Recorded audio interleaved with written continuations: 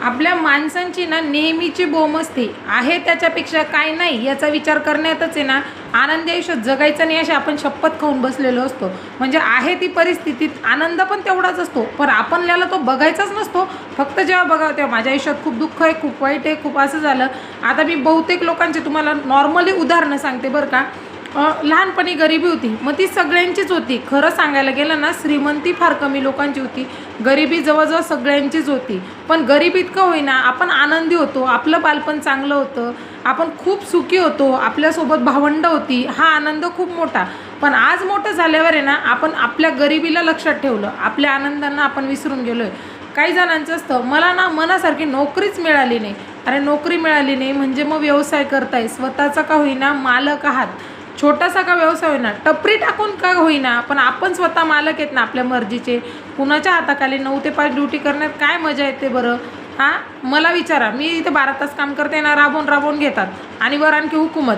त्याच्यापेक्षा खरंच असं वाटतं छोटासा का होईना आपला व्यवसाय पाहिजे. स्वतः मालक असण्यात जो आनंद आहे ना तो इतर कशातच नाही.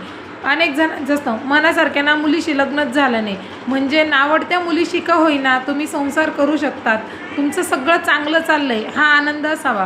खूप जणांचं त्याहून अधिक असतं, बाई मला ना मुलगीच झाली, म्हणजे बाप झाले आई झाले याच्या आनंदापेक्षा मुलगी जन्माला आली याचं दुःख धरून बसतात.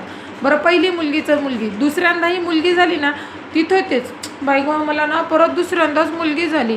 आहो पहिल्यांदा लक्ष्मी जन्माला आली, दुसऱ्यांदा भाग्यलक्ष्मी जन्माला आली. म्हणून तुमच्या घरात मुलगी जन्माला आलेली ना की तुमचं भाग्य उजळण्यासाठी.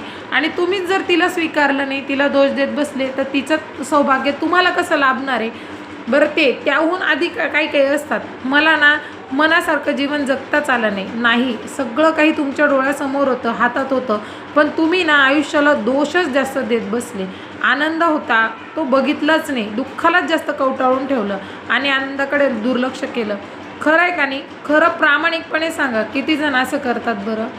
कारण की मला माहिती आहे आपलं मनुष्याचं आहे ना मेंदूच तसा आहे की आपण चांगल्यापेक्षा चांगल्या गोष्टींनाच जास्त बघत असतो.